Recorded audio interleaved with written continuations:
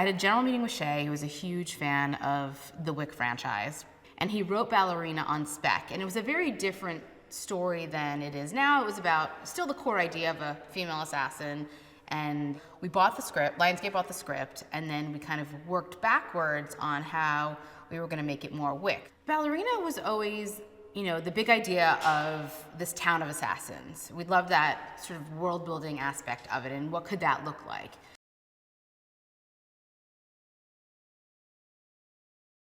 When we meet Eve, her father's been killed in this attack, and then she is immediately an orphan and sent to the school for the Ruska Roma, where she learns ballet and becomes trained to be an assassin, and then finds some clues that kind of lead her to uncover the mystery of what had potentially happened to her father. So she leaves the school and ends up on this journey to Hallstatt to figure out what happened to her father, and along the way, you know, encounters many assassins and perils and has to kind of fight her way out of the town to survive.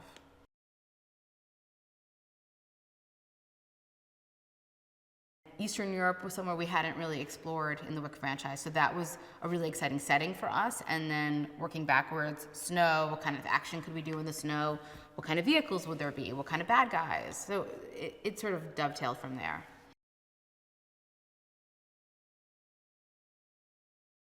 We did meet with a lot of directors, and we did hear a lot of versions of the movie, and Len, who's not someone I had worked with before, came in and really blew us away with his take.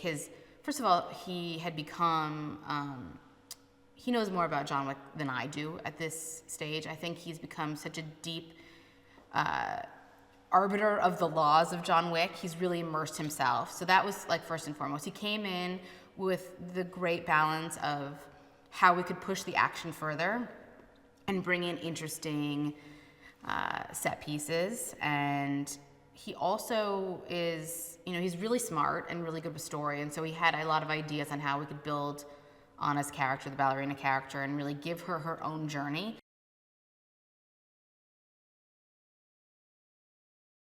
John Wick is all about John getting out, right? And Ballerina is all about Eve getting in and staying in and rising the ranks of this world. So it's a very different character trajectory. And that was something else we thought was a really interesting POV that Len brought.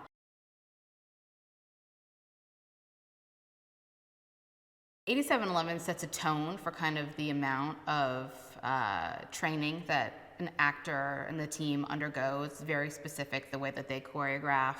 The teams and who they train with are, you know, have gone through the ringer. A lot of them are, you know, stunt performers turned choreographers. So I think that the way that they train is just different. It just is a really high bar. Like, they don't take a lot of bullshit. So you have to show up, you have to bring your A game.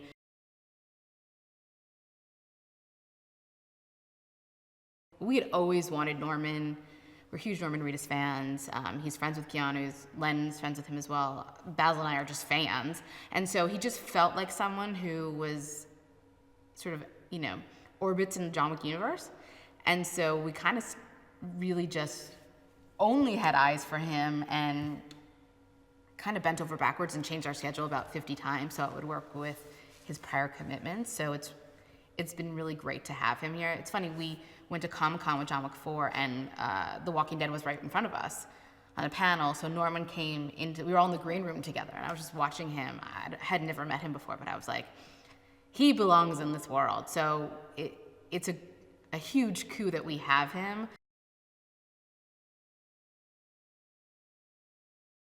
The Chancellor's an interesting role because he's created this sort of like mini society cult-like place in the middle of the mountains. And so you need someone that feels like they can really manipulate this whole kind of city. And, you know, he's cold-blooded, right? He's put a hit out on his family members. He's out for it. Gabriel Byrne is also someone that we have been fans of before. I've gone after on other movies and haven't gotten him. And so it's a huge coup. We read it right away. I think it's great casting. I mean, we're really excited for him to come shoot.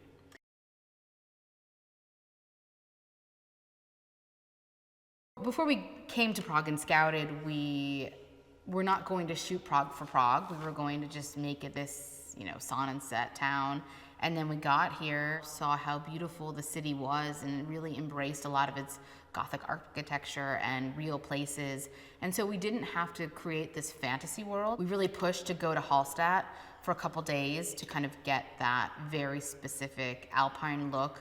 But Phil's been great. I mean, he's been collaborative and interesting and found amazing gems within Prague. And then also a lot of our sets like Stromberg and places that are hour and a half outside of Prague. So it's a lot of stuff that hasn't been shot before, which I'm excited about.